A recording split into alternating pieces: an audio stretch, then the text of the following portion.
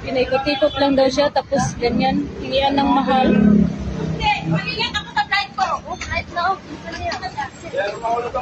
Okay mga kapengyo ko, good day sa inyong lahat. Kamusta kayo? At today meron na naman tayong napakainit na reaction video na kung saan, kung sa gobyerno natin napakarami pong mga buhaya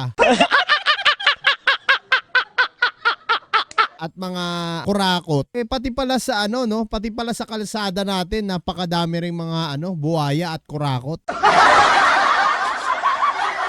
At dito mga kapengyo sa mapapanood nyo, isa pong tricycle driver ang niligaw niyang pasahero na inikot-ikot po niya. At pagkatapos, siningil po niya ng 350 pesos. At tara mga kapengyo, panoorin nga natin to. Wala, bayaran mo ako ng sapat, ma'am. Sabi ko sa'yo, tatanapin Bayaran mo ako ng sapat, ma'am. Kaya daw na sapat. Inikot-ikot mo ako, Naku, gagawin mo kayo. maharangan niya. Ako na lang tayong barangay ito eh. Kaya nagkakagal. Pagpapayat ako, pag nalito ako, pagpapayat ko, ano gagawin mo? Kaya mo ticket ko? Tayong barangay, ma'am. Naku.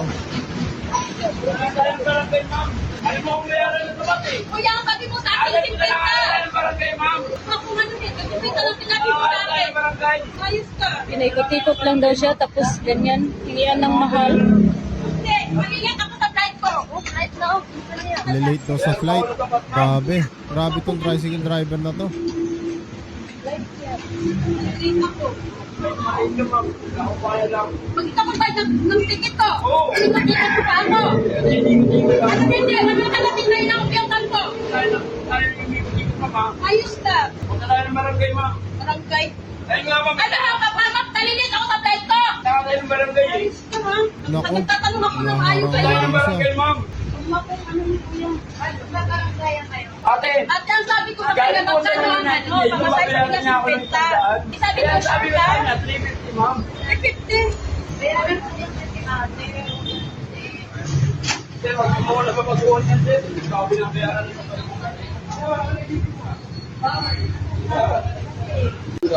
Kasi ikot mo. Hindi kita inikot, ma'am. Tama yung daanan natin, ma'am. Ang taas ko punta ka pa ng ano?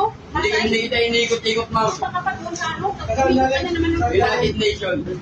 Oo. Sabi ko nga 350. Ate, wala ako sinasabing 50. Lumit ako ulit. Hindi ko. Punta na lang tayo ng barangay, te. Manilit ako sa flight ko.